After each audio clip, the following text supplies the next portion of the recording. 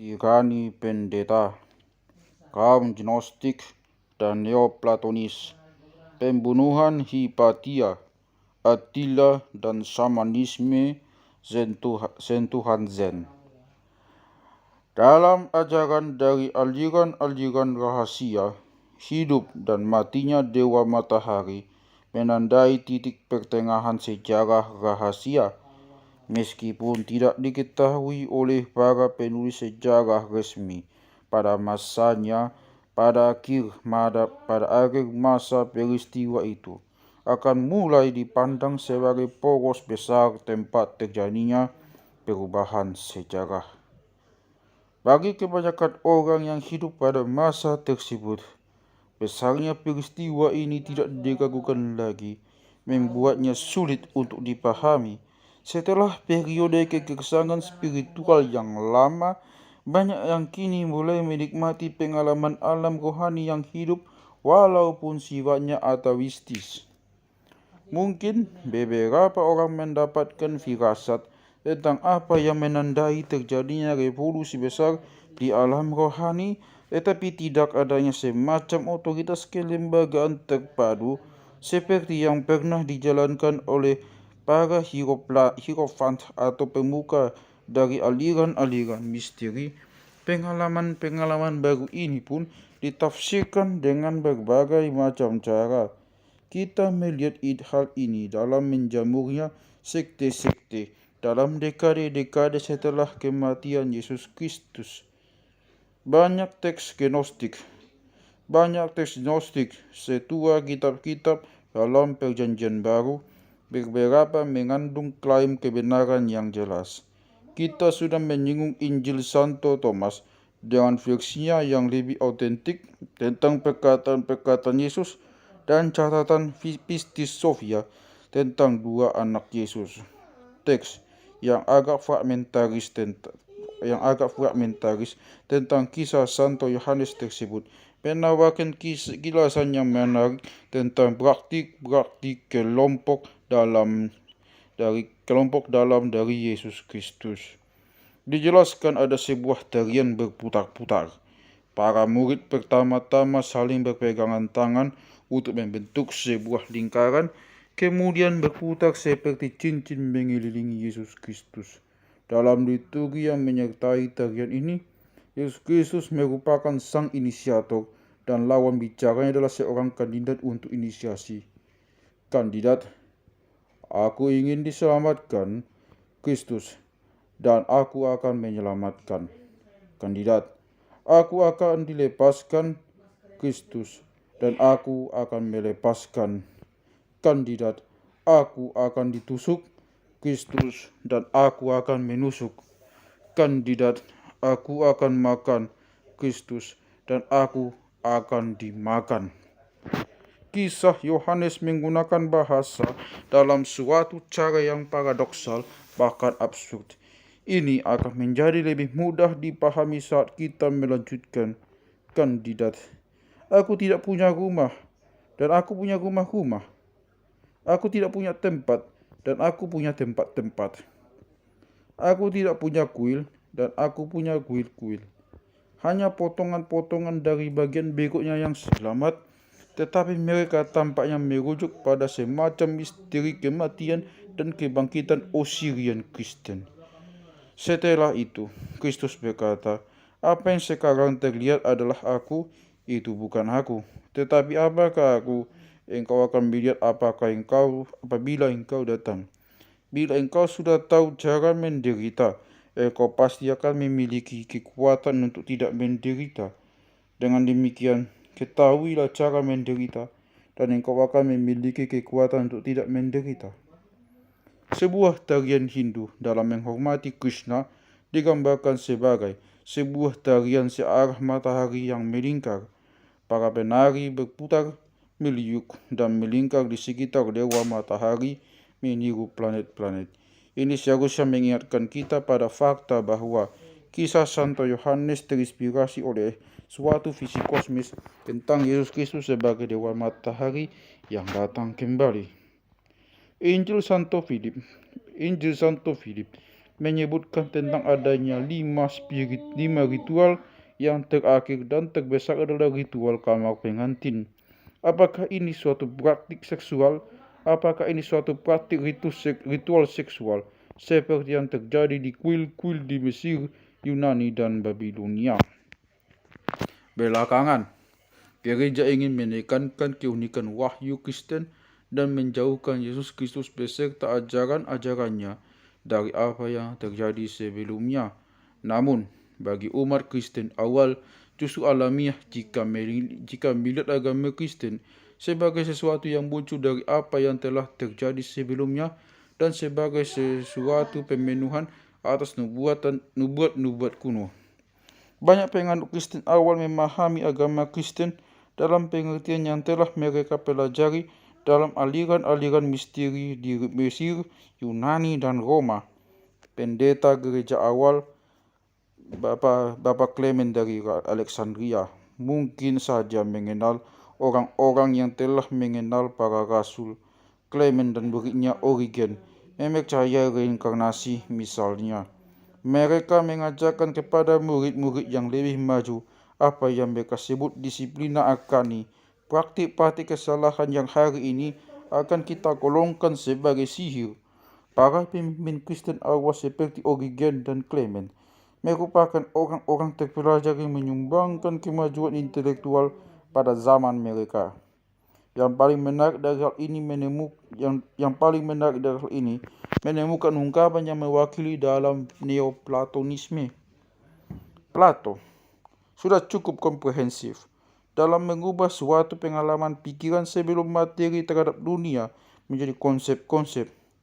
Apa yang terjadi pada abad kedua masih adalah bahwa apa yang sekarang kita sebut kaum Neoplatonis mulai mengembangkan gagasan-gagasan Plato menjadi sebuah filsafat yang hidup, filsafat kehidupan, bahkan sebuah agama dengan praktik-praktik spiritual tersendiri. Penting untuk diingat bahwa sementara kita cenderung menganggap Plato dalam cara yang sangat akademik, bagi para pengikutnya pada abad-abad setelah kematiannya, teks-teksnya mengandung status kitab suci. Kaum Neoplatonis memandang diri mereka bukan sedang mengawali gagasan-gagasan, tetapi menulis komentar-komentar untuk memperjelas apa yang sebenarnya dimaksud oleh Plato. Bagian-bagian yang sangat ini dianggap sekadar sebagai latihan-latihan yang agak muskil dalam logika abstrak digunakan oleh penganut Neoplatonisme dalam ibadah-ibadah mereka. Mereka peduli dengan penggambaran pengalaman rohani yang nyata dalam On the Delay in Divine Justice. Plutarch yang sangat dipengaruhi oleh Neoplatonisme menjelaskan seperti apa roh-roh yang berbeda itu saat mereka dipandang memulai perjalanan setelah kematian. Orang yang mati konon dikelilingi oleh selimut yang seperti kobaran api, tetapi beberapa seperti cahaya bulan purnama paling murni yang memancarkan satu warna yang halus, terus-menerus, dan rata. Yang lainnya cukup bintik-bintik, pemandangan yang luar biasa, dan belang-belang dengan titik-titik pucat seperti ular-ular berbisa, dan yang lainnya mengandung goresan-goresan yang redup. Plotinus, Neoplatonis terbesar di sekolah Alexandria, merupakan seorang mistikus. Muridnya, Porphyry, melaporkan beberapa kali sang guru dalam keadaan gembira luar biasa bersatu dengan Yang Esa. Plotinus mengatakan tentang Porphyry, barangkali dengan sedikit meremehkan, bahwa ia belum pernah mencapai hal ini sekalipun. Neoplatonis yang muncul setelah mereka, Iamblichus dan Jamblichus, memberikan penekanan besar terhadap pentingnya teologi yang artinya praktik magis kesalehan. Iamblichus meninggalkan penjelasan yang mendetail dari visi-visinya. Plotinus menguraikan sebuah metafisika emanasi yang sangat kompleks dari sejenis yang sudah kita singgung dalam bab 1.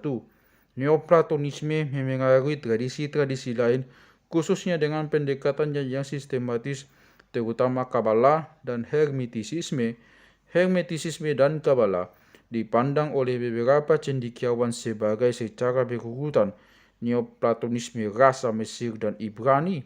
Namun dalam sejarah rahasia, tulisan-tulisan hermetik dan kabalistis yang mulai muncul pada masa itu dipahami sebagai ungkapan tertulis dan sistematis pertama tentang tradisi-tradisi yang kuno dan yang sebagian merupakan tradisi lisan.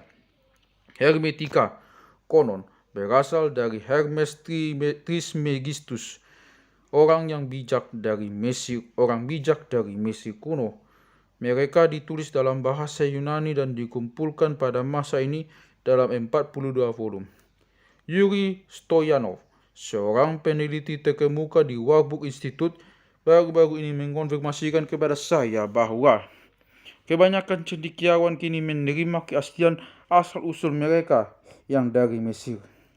Hermetika sangat menolerasi tradisi-tradisi lain, tidak siap lagi, sebagian karena sudah suatu asumsi yang mendasar bahwa semua tradisi menyebutkan adanya dewa-dewa keplanetan yang sama dan membuka jalan menuju dunia roh yang sama.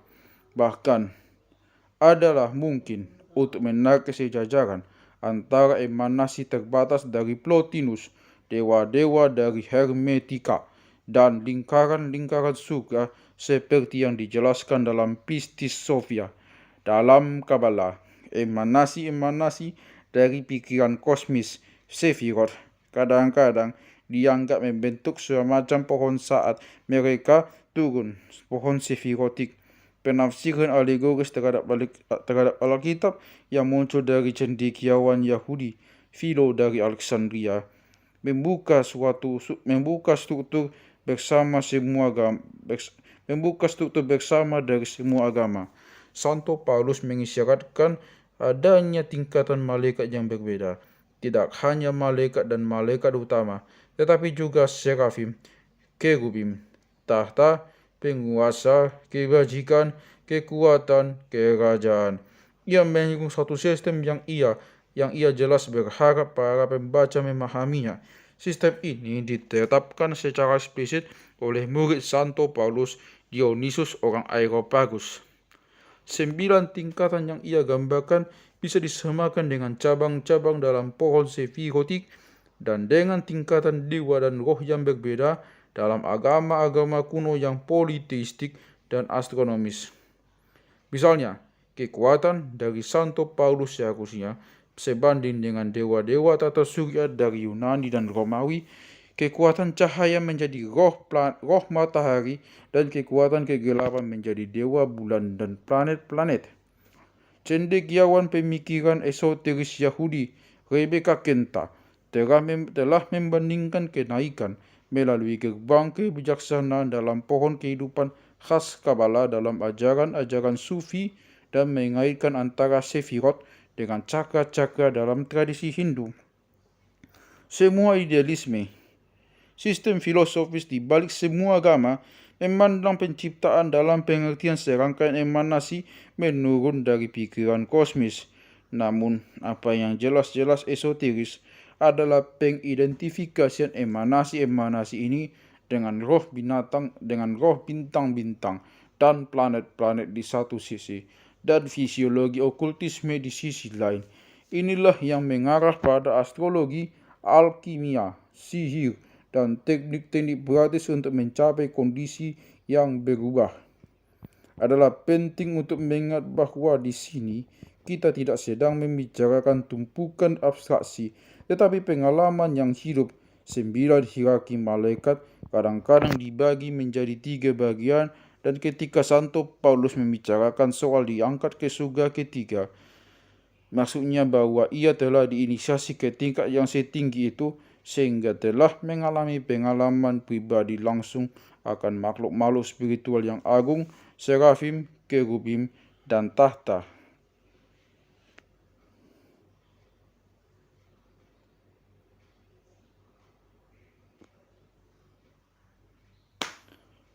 Agama Kristen ditempa dari pengalaman-pengalaman dan keyakinan-keyakinan inisiasi seperti ini. Pendeta terbesar gereja, Santo Agustinus, merupakan seorang inisiat dari sebuah aliran misteri Persia yang lambat berkembang bernama Manichaeanisme. Mani lahir pada 215 di wilayah yang saat ini kita sebut Irak. Pada usia baru 12 tahun, sesosok makhluk menampakkan diri di hadapannya. Makhluk misterius yang akhirnya ia sebut Twin ini menyingkapkan sebuah misteri besar yang tersembunyi kepada Mani, peranan kejahatan dalam sejarah umat manusia. Ia mengetahui tentang terjalinnya kekuatan kegelapan dalam penciptaan kosmos. Ia juga mengetahui bahwa dalam pertempuran besar kosmis antara kebaikan dan kejahatan, kekuatan kejahatan hampir menang.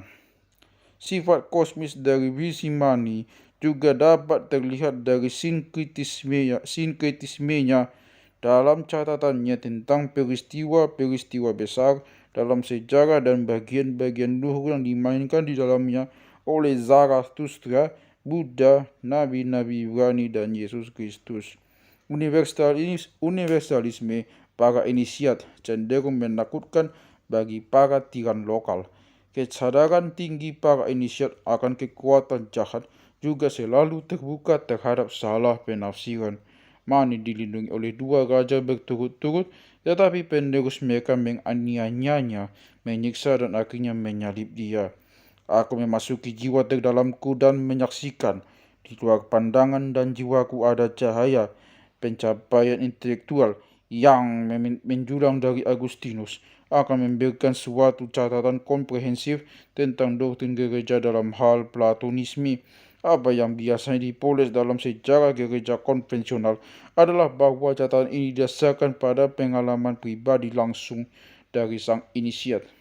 Agustin sendiri telah melihat dengan mata jiwa yang misterius sebekas cahaya yang lebih terang daripada cahaya akal.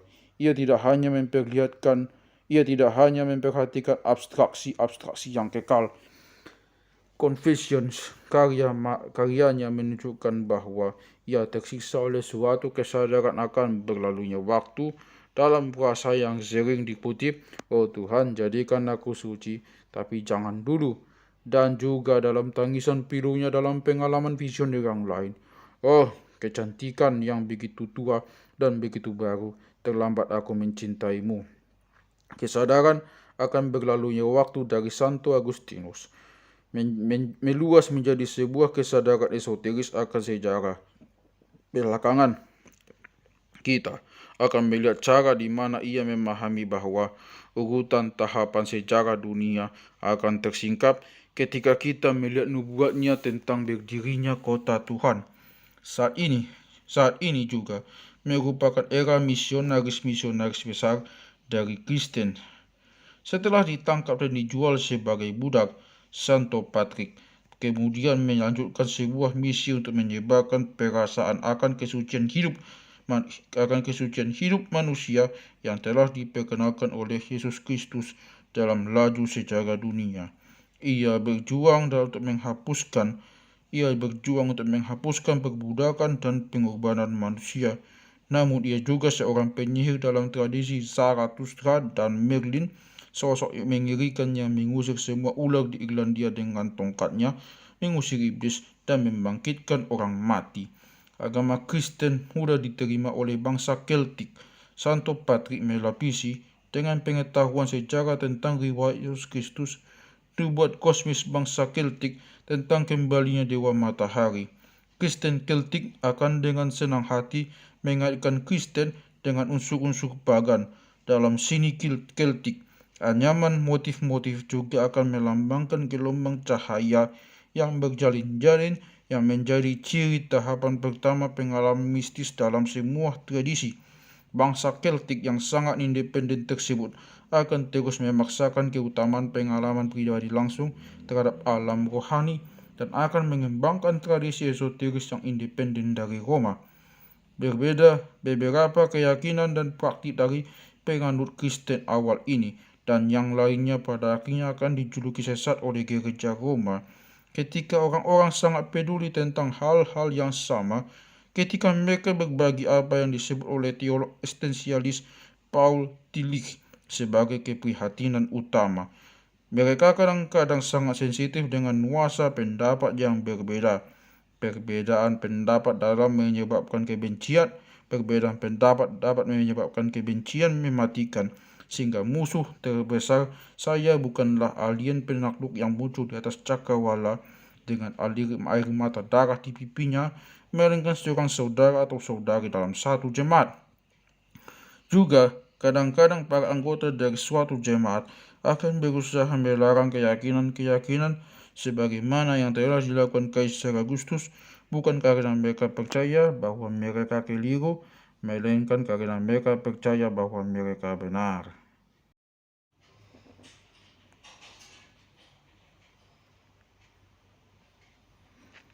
Sejarah berdirinya gereja Roma dan penyebarannya melalui jasa baik kekaisaran Romawi yang sekarat telah dituliskan oleh gereja maupun musuh-musuhnya.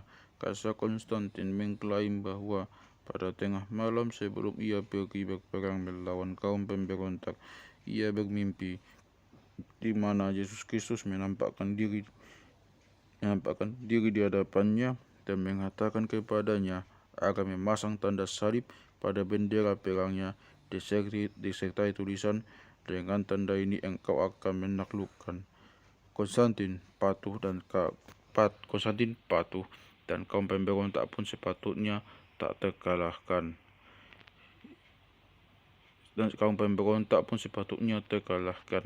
Ia menyatakan Kristus sebagai agama resmi kekaisaran dengan menyumbang istana Lateran kepada uskup Roma. Tidak siap lagi ada manfaat politik dalam hal ini. Bentuk kesadaran baru yang telah diawali di Yerusalem tersebut telah menyebar dengan semangat besar ke seluruh kekaisaran, dan Konstantin memanfaatkan hal ini dengan menawarkan kebebasan kepada setiap budak yang berpindah agama dan 20 keping emas kepada setiap orang yang sudah merdeka. Seperti yang sudah kita lihat, bangsa Romawi menciptakan sebuah kultus kekejaman, pemaksaan kekuasaan oleh satu orang terhadap orang lain yang dibawa ke titik ekstrimnya. Diagung-agungkan bangsa Romawi itu kejam, dan kekejaman merupakan suatu sifat kejantanan, sehingga pengutamaan Kristen terhadap kelemah lembutan dan kerendahan hati menjungkir balikan dan memutarbalikkan segalanya. Umat Kristen jelas mengetahui sukacita dan kepuasan baru tersebut, cara-cara baru untuk hidup di dunia. Pikirkan betapa aneh pastinya bagi seorang Kristen bila bertemu dengan seorang inisiat Kristen. Inilah sebentuk kesadaran baru. Inilah orang-orang yang mampu hidup di dalam kepala mereka. Mereka menyala di dalam diri oleh suatu antusiasme dan kepastian tentang pengalaman rohani. Pastinya sama-sama mengherankan dan menarik perhatian ratusan tahun kemudian bagi seorang suku kerdil di Papua Nugini bila bertemu dengan seorang penjelajah Eropa. Ada seluruh dunia baru di balik pandangan mata tersebut. Konstantin mungkin saja mengharapkan agama baru yang kuat tersebut akan membantu memperlambat kemerosotan kekaisaran Romawi, tetapi ia tetap gelisah akan sebuah nubuat dalam Sibilin Oracles bahwa Roma sekali lagi akan menjadi tempat yang dihuni kawanan serigala dan gubah. Ia memutuskan untuk berusaha menggagalkan nubuat ini dengan memindahkan kota Roma ke lokasi lain dan mendirikan sebuah ibu kota alternatif. Jadi, di bawah sebuah pilar porfiri, ia menggali palladium, patung ukiran dewa kuno yang seperti sudah kita lihat telah dibawa dari Troya untuk pendirian Roma. Lalu ia menguburkan kembali patung itu di lokasi yang akan disebut sebagai Konstantinopel. Patung itu dikubur di bawah pilar yang sama, tetapi sekarang dipuncaki oleh patung dewa matahari bermahkotakan paku-paku dari salib sejati dalam bentuk mirip sebuah halo. Simbolisme ini yang menggabungkan ajaran inisiatik tentang dewa matahari pastinya akan dipahami oleh para inisiat dari semua agama, sehingga mungkin sedikit ironis bahwa di bawah naungan Konstantin, gereja mulai menindas ajaran-ajaran inisiatik dan mengurangi ajaran-ajaran esoterisnya terhadap dogma. Pada 325 Konsili Nikia memutuskan manakah di antara Injil-Injil yang banyak beredar yang merupakan Injil yang sesungguhnya. Maklumat kekaisaran juga melarang praktik-praktik pagan. Atas perintah putra-putra Konstantin, kaum perempuan dan anak-anak disuapi paksa, mulut mereka dibuka oleh sebuah mesin kayu sementara roti suci dijejalkan ke dalam kerongkongan mereka. Ketika keponakan Konstantin, Julian, berkuasa pada 361, ia membalikkan gelombang intoleransi beragama. Setelah dibesarkan seorang murid dari filsuf Neoplatonis Iamblichus, ia memahami bentuk misi dari sosok yang disebutnya Tuhan tujuh cahaya. Ia memberikan hak yang sama terhadap semua penduduk tanpa memandang keyakinan agama mereka dan memberikan izin untuk pembukaan kembali kuil-kuil pagan. Julian menulis sebuah polemik terkenal menentang agama Kristen yang sempit dan dogmatis yang telah berkembang pada masa Konstantin. Itulah sebabnya para penulis Kristen era belakangan akhirnya menyebutnya murtad, yang artinya seseorang yang telah menanggalkan iman. Ia percaya bahwa agama Kristen telah berusaha menyangkal realitas atau akan dewa-dewa yang telah ditemuinya melalui inisiasi. Julian memimpin sebuah kampanye militer ke Persia, sama seperti bangsa Yunani telah mengepung Troya untuk mengendalikan pengetahuan inisiasi yang tersembunyi di dalamnya. Julian ingin memahami pengetahuan rahasia dari aliran misteri Manichean yang berbasis di Persia. Ia sudah cukup tahu untuk memahami bahwa misi dari Dewa Matahari sedang terancam bahaya dan bahwa misteri batin Manicheanisme berkaitan dengan perang antara Dewa Matahari dan Ahriman atau setan roh materialisme.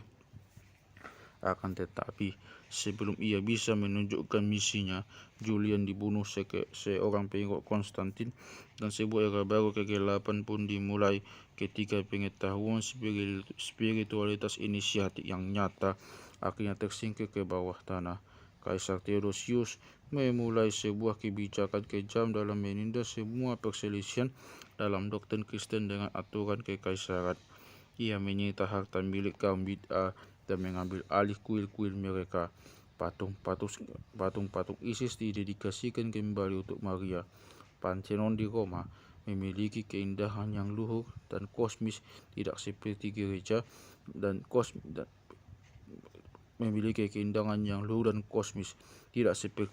manapun yang sengaja dibangun. Kuil untuk semua dewa ini diubah oleh Theodosius menjadi kuil monoteisme. Theodosius menutup sekolah-sekolah misteri dan pada 391 mengepung Serapeum di Alexandria, lingkungan suci dengan kuil luas beratap awan untuk Serapis ini merupakan salah satu keajaiban dunia kuno. Di dalamnya ada sebuah patung dewa yang ditopang dari langit-langit dengan sebongkah magnet. Ada juga perpustakaan yang menampung koleksi buku terbanyak di seluruh dunia. Untungnya, banyak buku yang diselundupkan keluar sebelum Serapeum tersebut dibakar hingga rata dengan tanah dan patung-patung suci diseret di jalan-jalan.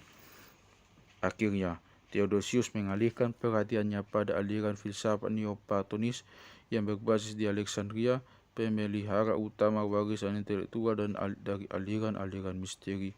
Sosok besar Neoplatonisme pada masa itu adalah seorang wanita muda bernama Hypatia, putri dari seorang filsuf dan matematikawan terkemuka.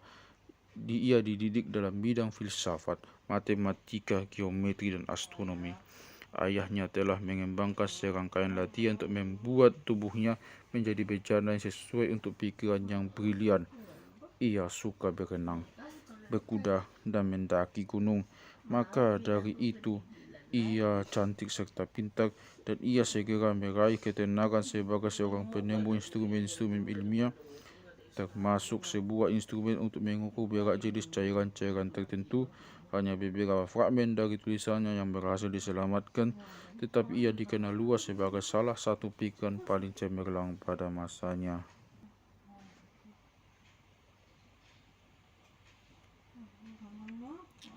Ia mengundang banyak kerumunan sebagai seorang penceramah fasih dalam bidang kebijaksanaan Plotinus dan Iamblichus. Ia menjelaskan dalam ceramahnya bagaimana agama Kristen telah berkembang dari ajaran-ajaran aliran misteri, dan ia berpendapat sebagaimana ayahnya bahwa ia tidak ada satupun tradisi atau doktrin yang bisa memiliki klaim yang eksklusif tentang kebenaran. Suatu sore pada 414, ketika Hipatia meninggalkan sebuah ruang ceramah, sekelompok biarawan berjubah hitam memaksa keluar dari kereta, menelanjanginya, dan menyeretnya melewati jalan-jalan ke sebuah gereja terdekat. Di sana, mereka menyeretnya melalui bayang-bayang altar yang dingin dan berganti-ganti. Dalam suasana penuh wangi dupa, mereka menyerbu sekujur tubuhnya. Sosok telanjangnya kini tertutupi oleh kain hitam, dan mereka mengoyak-ngoyak anggota tubuhnya satu demi satu. Kemudian mereka mengerat daging dari tulang belulangnya menggunakan cangkang tiram dan membakar semua sisa jenazahnya. Gereja berusaha menghapus Hipatia dari sejarah, sama seperti pendeta Amun telah berusaha menghapus Akhenaten. Terlalu mudah untuk memandang gereja sebagai penindas keji terhadap pemikiran bebas dan untuk meromantiskan kelompok-kelompok terlarang dan aliran-aliran antinomian seperti Neoplatonis dan Gnostik. Sejak sejarah awalnya, gereja telah menghitung di antara para pemimpinnya, para praktisi ilmu hitam, dan para inisiat lain yang telah menyalahgunakan kekuatan gaib mereka demi tujuan pribadi. Namun sama-sama benar dan jauh lebih penting untuk mengatakan bahwa sejak masa Santo Paulus dan Santo Agustin, para pemimpin terbesar gereja adalah para malaikat para inisiat tingkat tertinggi yang telah berusaha membimbing manusia sesuai rencana ilahi yang diuraikan dalam buku ini. Mereka tahu bahwa memang perlu bagi setiap pemahaman manapun tentang reinkarnasi untuk mengalami penindasan di barat. Menurut rencana kosmis, barat akan menjadi tempat lahirnya perkembangan kesadaran akan nilai sebuah kehidupan manusia individual. Di sisi lain, kaum Neoplatonis, meskipun mereka telah melanjutkan karya Pythagoras dan Plato, mengubah pengalaman langsung akan alam rohani ke dalam konsep-konsep, tampaknya mereka sekaligus tidak menyadari adanya revolusi besar yang terjadi di sana. Dalam tulisan-tulisan mereka tidak ada jejak ajaran kasih sayang universal yang telah diperkenalkan oleh Yesus Kristus. Dengan cara yang sama, pendekatan gnostik terhadap pengalaman pribadi langsung akan alam rohani berbeda dari kepasrahan pasif terhadap dogma abstrak, sejalan dengan dorongan yang diperkenalkan oleh Yesus Kristus. Tetapi banyak dari penganut gnostik juga membenci dunia dengan suatu cara yang berlawanan dengan misi Yesus Kristus untuk mengubah alam material. Banyak dari keyakinan yang diambil oleh sekte-sekte gnostik dari petualangan mereka di alam rohani juga cukup fantastis. Tidak saja beberapa penganut gnostik percaya bahwa Yesus Kristus tidak merosot serendah itu dengan menghuni sesosok tubuh fisik, bahwa ia telah tinggal di bumi hanya sebagai sesosok hantu, tetapi mereka juga mempraktikkan penyiksaan diri dan pesta pora yang sangat aneh sebagai suatu cara untuk mengacaukan indera ragawi mereka sendiri yang hina dan mendapatkan akses menuju alam rohani. Beberapa mendorong ulat-ulat untuk merangkak di atas tubuh telanjang mereka. Beberapa meminum darah menstruasi dengan mengatakan darah Kristus, dan yang lain percaya bahwa sihir seks mereka akan mengarah pada kelahiran makhluk-makhluk mirip dewa. Yang lain mengibiri diri sendiri dan membual, "Aku lebih bebas daripada kalian." Roma ingin membasmi perbedaan-perbedaan doktriner keyakinan dan tujuan moral Kristen berguna bagi Konstantin dan Theodosius menyatukan kekaisaran dan menguatkannya dari dalam pada suatu masa ketika gerombolan kaum barbar sedang mengancamnya dari timur. Sebuah kekaisaran yang terus-menerus berkembang di Cina telah menimbulkan suatu efek domino di seluruh Asia Tengah dan ke Eropa. Di bawah tekanan dari timur jauh, bangsa Goth, Visigoth, dan Wandal menyerbu wilayah-wilayah Eropa, bahkan mencapai sejauh Roma sebelum mundur lagi. Kemudian pada seperempat kedua abad ke-5, suku-suku nomaden Mongolia bersatu di bawah seorang pemimpin besar, Attila dari Hun. Dia menguasai wilayah-wilayah yang sebelumnya diserbu oleh bangsa Goth dan bangsa Wandal dan membangun sebuah kekaisaran yang membentang dari dataran Asia Tengah hingga utara Gaul. Ia didesak ke Italia Utara dan menyerbu Konstantinopel. Attila, sang momok Tuhan, telah menjadi sebuah sindiran untuk kebiadaban, tetapi sebuah catatan saksi mata atas suatu kunjungan ke perkembangan Attila karya seorang sejarawan Yunani, Priscus, memberikan sebuah gambaran yang sangat berbeda. Priscus menunjukkan Attila tinggal di sebuah rumah kayu sederhana dari papan-papan berpoles dikelilingi oleh pagar kayu. Tikar-tikar dari wol digunakan sebagai karpet, dan Attila yang secara harfiah ayah kecil menerima para tamunya dengan menggunakan pakaian linen sederhana tanpa hiasan permata ataupun emas. Ia minum secukupnya dari mangkuk kayu dan makan dari piring kayu. Ia tidak menunjukkan emosi setelah tanya jawab tersebut, kecuali anak bungsunya tiba, yang ia usap-usap di bawah dagu dan dipandangnya dengan tatapan bangga. Juga dikatakan bahwa ketika Attila menaklukkan kota Kristen Korintus, ia muka mendapati ada pelacur di setiap sudut jalan. Ia memberi mereka pilihan apakah mau menikahi salah satu dari anak buahnya atau diasingkan. Kalaupun Attila bukan raksasa rakus dalam imajinasi populer, tetap saja benar bila dikatakan bahwa seandainya berhasil menduduki kekaisaran Romawi, ini akan menjadi bencana bagi evolusi kesadaran manusia. Bangsa Romawi takut kepada Attila melebihi ketakutan mereka kepada musuh-musuh lain. Attila tidak akan membiarkan bangsanya hidup di wilayah Romawi atau membeli barang-barang asal Romawi.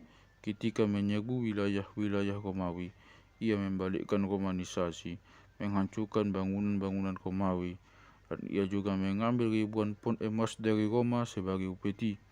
Ketika pada 452, ia pada akhirnya menguasai Roma itu sendiri. Kaisar mengutus Leo, uskup Roma, untuk bertemu dengannya. Calon Paus Leo merundingkan sebuah kesepakatan dengan Attila dengan ketentuan di mana Honoria, putri kaisar, akan menjadi istrinya bersama mas kawin berupa ribuan pon emas. Pada titik ini, Attila percaya bahwa ia telah meraih ambisinya untuk menjadi ahli kekaisaran Romawi dan menguasai dunia. Attila dan kaumnya mempraktikkan Shamanisme. Dalam semua pertempuran, Attila dibimbing secara bijaksana oleh para pendeta Shamannya. Kegemparan hebat yang membangkitkan kengerian dari pasukan Hun yang pergi berperang terdiri dari lolongan anjing, kemerincing senjata, suara trompet dan lonceng. Semua itu dimaksudkan untuk memanggil batalion orang mati, arwah dari para leluhur mereka, agar bertarung bersama mereka. Mereka juga secara samanis menyeru pada jiwa-jiwa kawanan karnivora, serigala dan beruang untuk merasuki mereka dan memberi mereka kekuatan spiritual. Karena kita sedang membahas invasi bangsa barbar dari timur, di sini mungkin tempat yang tepat untuk berhenti sejenak guna membahas Shamanisme. Kata Shaman berasal dari kata benda bahasa Tungus Mongol yang berarti orang yang tahu. Shaman sejak zaman invasi barbar sampai sekarang telah menggunakan berbagai teknik. Mircea Eliade telah menyebutnya teknik ekstasi kuno untuk memasuki kondisi trans tabuhan gendang gila dan tarian ritmis, hiperventilasi, mutilasi diri yang menggila, perampasan sensorik, dehidrasi, kurang tidur, dan juga tanaman-tanaman psikoaktif, terutama ayahuasca, kaktus, peyote, jamur ergot. Penelitian terbaru oleh William M. Borden, profesor biologi di California State University, dan yang lainnya juga telah membuatnya tampak mungkin bahwa obat-obatan digunakan untuk membangkitkan kondisi trans dalam pusat misteri, misalnya kikion di elipsis dan bakung air biru yang diminum bersama opium dan arah mandrake di Mesir kuno. Para ilmuwan juga telah mengisolasi sebuah enzim di dalam otak yang merangsang kondisi trans ini. Penelitian tampaknya menunjukkan bahwa 2% di antara kita memiliki kadar dimetiltriptamin cukup tinggi yang secara alamiah terjadi di dalam otak untuk memberi kita kondisi-kondisi trans yang spontan dan tanpa sengaja. Tampaknya juga mungkin bahwa kita semua memiliki kadar yang lebih tinggi hingga usia remaja ketika suatu proses kristalisasi terjadi yang membungkus kelenjar pineal tersebut dan menghambat fungsinya. Bagi kita semua, teknik-teknik kuno atau yang semacamnya ini diperlukan. Para antropolog telah memperhatikan bahwa catatan-catatan tentang pengalaman shamanistis di banyak kebudayaan yang berbeda menunjukkan adanya suatu perkembangan melalui tahap-tahap yang sama. Pertama, menghilangnya dunia panca indera dan suatu kesadaran akan perjalanan menembus kegelapan. Rasa sakit yang luar biasa seringkali dialami seolah-olah tubuh sedang dipotong-potong. Kedua, tahap lautan cahaya seringkali disertai oleh jaringan pola-pola geometris yang berubah-ubah matriks. Ketiga, pola-pola ini berubah menjadi bentuk-bentuk yang paling lazim adalah ular dan makhluk setengah manusia, setengah binatang yang seringkali berupa tubuh yang lentur dan setengah tembus pandang. Terakhir, ketika kondisi trans memudar, sang shaman mengalami suatu kesadaran, menikmati kekuatan supernatural, kemampuan untuk menyembuhkan informasi tentang musuh-musuh, pengaruh antar pikiran tentang binatang, dan anugerah nubuat. Semua ini mungkin tampak sesuai dengan catatan-catatan tentang inisiasi dalam aliran misteri yang sudah kita lihat. Greg Jacobs di Sekolah Kedokteran Harvard pernah mengatakan bahwa dengan menggunakan teknik-teknik shamanistis, kita bisa memasuki sendiri kondisi kesadaran kuno yang kuat. Akan tetapi, dalam pandangan para penganut esoterisme modern, cukup contoh dari shamanisme hanya akan membawa kita sejauh ketika berusaha memahami aliran-aliran misteri dan perkumpulan-perkumpulan rahasia. Banyak lukisan yang dihasilkan oleh budaya shamanistis sebagai catatan dari kondisi trans mereka luar biasa indah, tetapi tidak memberikan panorama megah dan komprehensif yang sama tentang alam rohani yang ditemukan misalnya di langit-langit kuil-kuil Edfu atau Philae. Selain itu, makhluk-makhluk yang ditemui oleh para shaman tampaknya berasal dari tingkatan yang lebih rendah ketimbang dewa-dewa planet lebih tinggi yang dengan siapa para pendeta inisial berhubungan. Dengan demikian, dalam pandangan para guru esoterisme modern, semua shamanisme, entah itu dari bangsa kuno pun atau gerombolan bangsa Mongol atau yang diperhatikan oleh Sangoma di Afrika Selatan saat ini, mewakili sebuah degenerasi dari suatu visi primordial yang dulu pernah luar biasa. Sekali lagi kita melihat bahwa dalam sejarah rahasia, semua jungkir balik dan berlawanan. Dalam sejarah konvensional, tahapan awal dari agama ditandai oleh animisme dan totemisme. Hal ini berkembang menjadi kosmologi rumit dari peradaban-peradaban besar kuno dalam sejarah rahasia. Visi primordial umat manusia itu rumit, canggih, dan luar biasa, dan baru kemudian berubah menjadi animisme, totemisme, dan shamanisme. Orang-orang suku Attila mempraktikkan suatu shamanisme yang memberi mereka akses menuju alam rohani yang mungkin membuat iri banyak gerejawan, tetapi itu merupakan akses dalam suatu kondisi yang bersifat atavistis. Hal ini berlawanan dengan dorongan evolusi kesadaran manusia yang telah dikembangkan oleh Pythagoras dan Plato, yang sekarang telah diberi arah baru oleh Yesus Kristus dan Paulus. Tujuan dari evolusi ini adalah luar biasa, bahwa orang-orang akan mampu meraih kebahagiaan dalam kekuatan dan keunggulan akal individual mereka, dan bahwa mereka seharusnya mampu memilih untuk bergerak dengan bebas, kuat, dan penuh kasih, tidak hanya melalui alam material, tetapi juga melalui alam rohani. Penggunaan obat-obatan tentu saja merupakan satu bagian besar dari praktik shamanisme modern, tetapi hal itu dilarang oleh sebagian besar guru esoterisme modern sebagai satu sarana untuk mencapai alam rohani. Tujuan dari para guru adalah meraih pengalaman akan alam rohani dengan kemampuan akal dan kritis seutuh-utuhnya, bahkan semakin tinggi, untuk memasuki alam rohani dengan obat-obatan. Di sisi lain, sama saja dengan melakukan tanpa persiapan yang tepat, dan dapat membuka suatu portal menuju dimensi setan yang kemudian tidak mau menutup kembali. Ketika pada 453 Attila bersiap merayakan pernikahan dengan seorang wanita muda bangsawan dan berkulit halus, ia sudah punya ratusan istri, yang merupakan seorang pria dalam puncak kejayaan hidup dan penuh potensi yang akan menyaksikan akhir kekaisaran Romawi. Pertumbuhan awal yang halus dari sebuah tahapan baru kesadaran manusia tersebut akan segera layu sebelum berkembang. Pada pagi harinya, Attila ditemukan meninggal dunia. Ia mengalami mimisan parah. Aku percaya karena itu absurd, frasa terkenal pastor pertama gereja yang bisa berbahasa Latin, Tertullianus, ini memengaruhi banyak teolog pada akhir abad ke-19 dan paruh pertama abad ke-10. Kita bisa membayangkan betapa absurdnya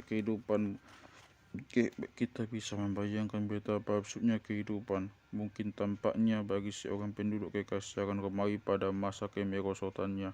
Ia tinggal di sebuah dunia yang mengecewakan, di mana kepastian spiritual besar tempat telah didirikannya peradaban dunia kuno mulai meragukan. Semuanya tidak lagi sesuai pengalamannya. Pan sudah lama meninggal, dan para orakel pun diam membisu. Tuhan dan dewa-dewa tampaknya merupakan sesuatu yang sedikit lebih besar daripada gagasan-gagasan yang abstrak dan kosong. Sedangkan pikiran kehidupan yang benar-benar bersemangat adalah dalam ranah ilmu pengetahuan dan teknologi, dalam teori-teori atom Lucretius, dalam proyek-proyek rekayasa yang luar biasa, saluran air, sistem drainase, dan jalan-jalan ribuan mil panjang jauhnya yang bermunculan di mana-mana. Kepastian spiritual telah tergantikan oleh politik yang keras dan realitas ekonomi. Akan tetapi, apabila warga ini pernah diingatkan untuk mendengarkan bisikan batin jiwanya, ia mungkin saja sudah memperhatikan bahwa putaran roda kebutuhan yang keras dan mekanis ini, arah dunia baru ini, memperjelas sesuatu yang sangat mirip kebalikannya, sesuatu yang di tempat lain disebut jalan tanpa nama. Apabila warga ini telah memilih untuk tidak menutup jalan itu, ia mungkin saja sudah menangkap anjuran yang memancar dari sungai-sungai bawah tanah pemikiran. Pada persimpangan yang kritis ini, kita bergerak dari zaman aliran-aliran misteri menuju zaman perkumpulan rahasia, dari mengarahkan laju sejarah oleh elite politik menuju sesuatu yang lebih subversif yang muncul dari bawah. Sebuah suasana hati yang baru mengambil alih jiwa kehidupan para inisiat yang dapat ditelusuri dalam kehidupan si pandir Tuhan Franciscus dari Assisi, dalam karakter orang pandir dari Shakespeare, serta dalam karya yang pelan-pelan merongrong dari Rabelais, dalam Gulliver's Travel, Alice in Wonderland, dan dalam karya-karya instalasi Code Switchers. Dalam menyebut sebuah pertanyaan tentang makna Zen, Seorang biksu mengacungkan satu jarinya. Seorang anak di dalam kelas mulai menirunya, dan kemudian setelah itu, setiap kali ada yang membahas ajaran biksu ini, anak nakal ini akan mengacungkan satu jarinya dengan nada mengejek. Akan tetapi, kali lain anak itu menghadiri kelas, biksu itu menyambarnya dan memotong jarinya. Saat anak itu berlari sambil menangis, biksu itu memanggilnya. Anak itu berbalik untuk melihat sang biksu, dan sang biksu balas menatapnya dan mengacungkan satu jarinya sendiri. Pada saat itulah anak itu mendapat pencerahan. Kisah singkat ini bukan suatu episode sejarah, melainkan salah satu dongeng klasik dari Zen yang dirumuskan pada masa Attila mengalami mimisan. Kemampuan untuk pemikiran abstrak telah berkembang selama kurang dari 1000 tahun, terinspirasi oleh Pythagoras, Konfusius, dan Socrates. Buddhisme telah menyebar dari India ke Cina dengan adanya kunjungan dari 28 patriark Buddha Bodhidharma. Kemudian di Cina selama 200 tahun berikutnya, Buddhisme dan Taoisme menyatu untuk menciptakan suatu filsafat pencerahan yang spontan dan intuitif yang disebut Chan atau Zen dalam bahasa atau Zen sebagaimana hal itu disebut nantinya di Jepang. Chan menghadirkan suatu kesadaran peningkatan baru akan keterbatasan pemikiran abstrak. Anak laki-laki tersebut dan teman-temannya sesama murid telah berjuang untuk memahami perkataan sang biksu. Kita mungkin membayangkan mereka mengerutkan dahi, berusaha memahami pencerahan dengan otak. Akan tetapi, anak itu tiba-tiba dimampukan untuk memandang dunia dari sudut pandang sebuah kondisi kesadaran yang berubah. Ia tiba-tiba memandang dunia dari sudut pandang kesadaran nabati yang berpusat di solar plexus, bukannya di tengkorak. Dengan kesadaran nabati inilah kita terhubung secara individual dengan setiap makhluk hidup yang lain di alam semesta. Hubungan ini dapat divisualisasikan sebagai suluk-suluk dari sebatang pohon kosmis besar, dan setiap solar plexus sebagai sekuntum bunga di pohon tersebut. Dengan cara pandang lain, kesadaran nabati ini merupakan dimensi lain, dunia di antara banyak dunia, dan pintu gerbang menuju alam rohani. Ini merupakan suatu bentuk kesadaran cahaya yang melampaui akal, mengutip Santo Agustinus, yang harus dimasuki siapa saja yang ingin menjadi orang yang mendapat pencerahan.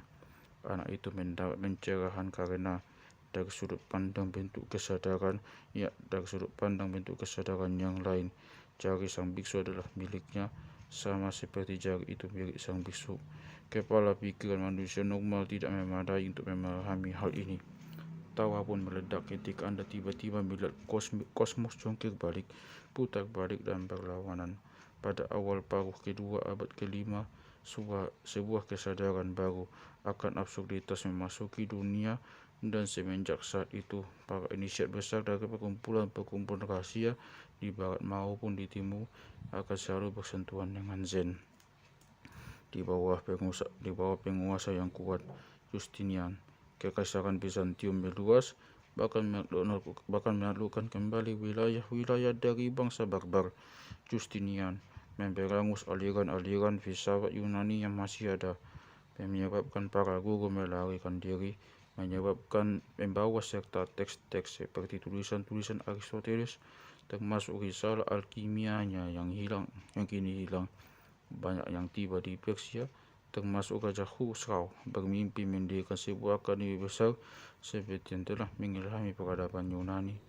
Dalam sebuah gejolak intelektual yang memasukkan elemen-elemen neoplatonisme, gnostisisme, hermetisisme, metodologi Aristoteles diterapkan secara bersama-sama terhadap alam material dan alam rohani, maka dimulailah zaman keemasan sihir Arab. Seluruh masa kanak-kanak kita diterangi oleh suatu sisi tentang sihir jin, lampu ajaib, dan simsalabim. Cerita-cerita ini mulai mengancam pengaruh magis mereka terhadap sejarah dunia pada abad ke-6.